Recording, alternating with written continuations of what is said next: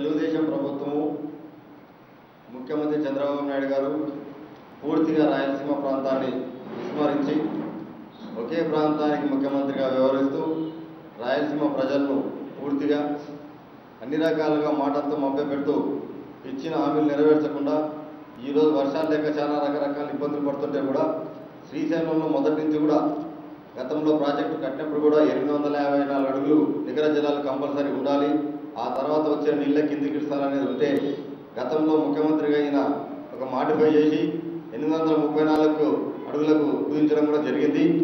అయినా కూడా రాయలసీమ ప్రజలు ఎంతో ఓర్పుతో సహనంతో ఇది చేస్తడం జరిగింది. కానీ ఈరోజు శ్రీశైలంలో పూర్తి నీటి మట్టం తగ్గిపోయి ఎన్నో రకాలుగా వాటర్ వస్తుందో రాదో ఇబ్బంది పడుతున్న పరిస్థితుల్లో ఈరోజు అరాకుర వర్షాల వల్ల లోకల్గా పడిన వర్షాల వల్ల కొంత నీటి వచ్చింది. ఈరోజు శ్రీశైలం నీటి మట్టం 805 అడుగులు మాత్రమే ఉంది.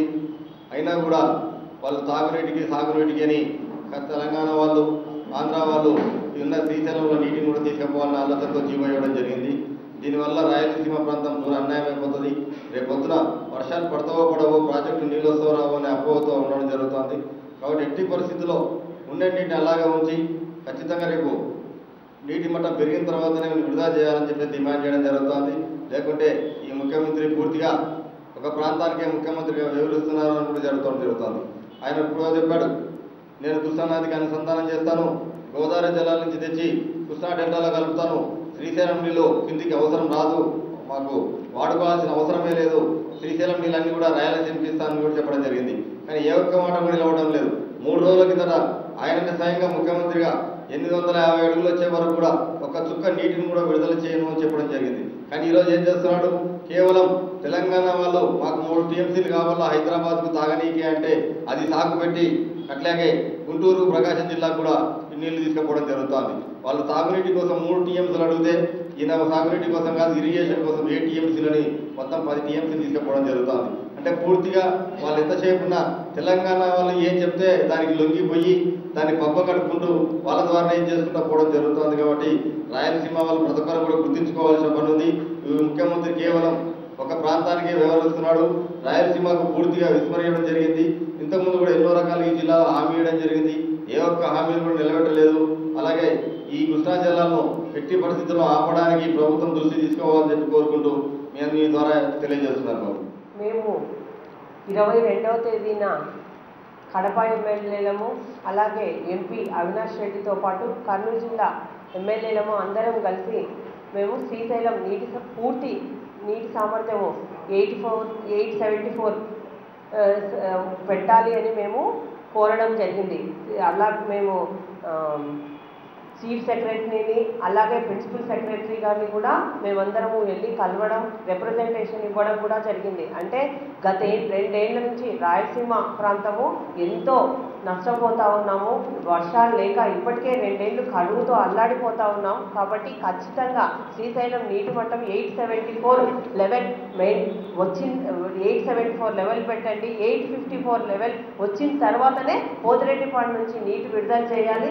అలాగైతేనే మనము రాయలసీమ ప్రాంతానికి ఎలాంటి ఇబ్బంది ఉండదని కూడా మేము కోరడం జరిగింది. ఆ రోజు చీఫ్ సెక్రటరీ అయితేనేమి అలాగే తప్పకుండా చీఫ్ సెక్రటరీ గారు మేము యాక్షన్ ప్లాన్ ఉంది, తప్పకుండా రాయలసీమ ప్రాంతాన్ని దృష్టిలో పెట్టుకొని ఏ ఒక్క ప్రాంతానికి నష్టం వాటిల్లకుండా మేము చేస్తున్నాం, మీరు కోరినట్లే చేస్తాము అని మాకు హామీ ఇవ్వడం జరిగింది. మేము ఎంతో సంతోషించాము. తప్పకుండా ఈసారి శ్రీశైలము నీటి సామర్థ్యం 854 లెవెల్ మెయింటైన్ చేస్తారని ఆశించాం. మేము కలిసిన 2 రోజులకే ఇప్పుడు మళ్ళీ 10 టీఎంసీని నాగార్జున సాగర్కి డైవర్ట్ చేయడం జరిగింది. దీనివల్ల అంటే మేము అడుగుతా ఉన్నాం 10 టీఎంసీ ఇప్పటికే పోతే ఆడ మనకు శ్రీశైలం నీటి మట్టం 803 టీఎంసీలు మాత్రమే ఉంది. ఇట్లా అంటే కనీసం సామర్థ్యము చేరుకోకముందే ఇలా చేస్తూ ఉన్నారు. మొన్ననే మా అధ్యక్షుడు వైఎస్ జగన్మోహన్ రెడ్డి గారు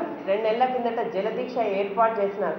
3 రోజులు కర్నూలులోనే చేయడం జరిగింది. ఎందుకంటే రాయలసీమ ప్రాంతం వాసులు పూర్తిగా నష్టపోతారు.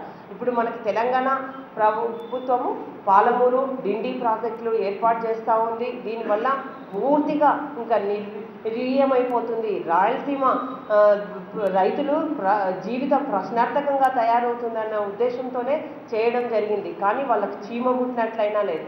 అంతేకాకుండా ఇప్పుడు కల్వకుర్తి ఎత్తిపోతల సామర్థ్యం కూడా 20 టీఎంసీలు ఉంటే దాన్ని 40 టీఎంసీలకు పెంచే సామర్థ్యం కోసం కూడా మేము చేయకూడదని చెప్పడం జరిగింది. అలాగే ఇక్కడ కూడా మనకు ఇన్ని విద్యుత్ ఉత్పాదన పోయిన ఇయర్ మనకు నీటి సామర్థ్యం వచ్చినా కానీ మనకి రాయలసీమ ప్రాంతానికి నీటి అవసరాలు తాగునీటి అవసరానికి సాగునీటికి వాడుకోకుండా తెలంగాణ వాళ్ళు విద్యుత్ ఉత్పాదన పేరుతో పవర్ జనరేషన్ స్టార్ట్ చేయడం జరిగింది. ఇలాగా ఉంటే రాయలసీమ పరిస్థితి ఏమైపోతా ఉంది అని మేము అడుగుతా ఉన్నాం. ముఖ్యంగా ఇప్పుడు మేము 10 టీఎంసీలు డైవర్ట్ చేయడం జరిగింది. ఇప్పుడు కూడా అంటే హైదరాబాదు ప్రాంత వాసులకు 2 టీఎంసీలు త్రాగునీటి అవసరాలకని చెప్తా ఉన్నారు. మిగిలిన 8 టీఎంసీలు మళ్ళీ నాగార్జున సాగర్కి ఇస్తూ ఉన్నారు. అంటే వీళ్ళ పేరు చెప్పుకొని మేము ఇవ్వండి, హైదరాబాద్లో కూడా మన ప్రాంతవాసులు ఉన్నారు, తప్పకుండా వాళ్ళకు త్రాగునీటి అవసరాలకు నీళ్ళు ఇవ్వాల్సిందే, మేము కాదనము. కానీ ఇప్పుడు 7 టీఎంసీలు కూడా మళ్ళీ వాళ్ళకు పోతా ఉన్నాయి. దీనివల్ల చాలా నష్టపోతూ ఉన్నాం. ముఖ్యంగా ఇప్పుడు పుష్కరాలు వస్తూ ఉన్నాయి, స్నానాలు చేయడానికి కూడా నీళ్లు లేని పరిస్థితి ఉంది. అంటే రాయలసీమలో కృష్ణా పుష్కరాలు చేసే ఉద్దేశం ఈ ప్రభుత్వానికి ఉందా లేదా అని నేను అడుగుతా ఉన్నా. ఈరోజు ఆ పరిస్థితి ఉంది మనకు. కనీసం పుష్కరాలకు కూడా నీళ్లు లేని పరిస్థితి ఉంది.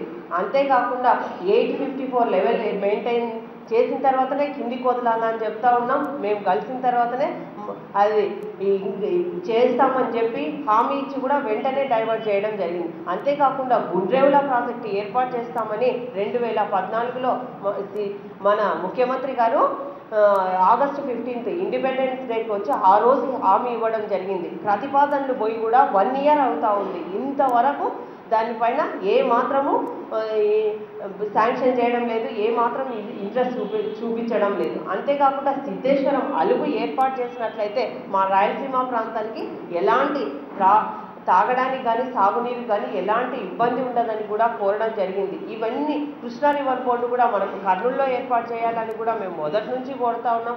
మన వైఎస్ఆర్ పార్టీ తరఫు నుంచి ఇవన్నీ డిమాండ్లు చేస్తూ ఉన్నాం. కానీ ఈ ప్రభుత్వానికి రాయలసీమ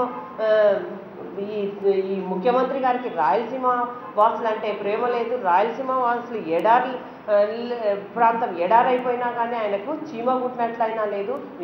ఎంతో నష్టపోతూ ఉన్నాం రాయలసీమ వాసులు. కాబట్టి మేము సూటిగా ఒకటే అడుగుతా ఉన్నాం, తప్పకుండా మా ప్రాంతానికి ఎలా న్యాయం చేస్తారో చెప్పాల్సిందిగా కూడా ఈ సందర్భంగా మేము డిమాండ్ చేస్తూ ఉన్నాం. మేము చాలా నష్టపోతూ ఉన్నాం. తప్పకుండా మాకు రాయలసీమకు నీళ్ళు ఇవ్వాలి, 854 లెవెల్ మెయింటైన్ చేయాలి. ఈరోజు ఇంత జరుగుతున్న ఆయన ఓటు నోటు కేసులో అడ్డంగా దొరికిపోయినందుకే తెలంగాణ ప్రాంతం ప్రభుత్వం ఏది డిసైడ్ చేస్తే దానికి ఆయన తలొగ్గుతూ ఉన్నారు. కాబట్టి తప్పకుండా వైఎస్ఆర్ పార్టీ నుంచి డిమాండ్ చేస్తూ ఉన్నాం. ఈరోజు ఈ కంటితూపు చర్యగా ఇది చేస్తాం అది చేస్తాం అని చెప్పడం వరకే కానీ వాళ్ళు చేసేదంతా చేస్తూ ఉన్నారు. రాయలసీమ ప్రాంతానికి ఏమాత్రం అన్యాయం జరగకుండా ఆదుకోవాల్సిందిగా ఈ వైఎస్ఆర్ పార్టీ నుంచి డిమాండ్ చేస్తాం.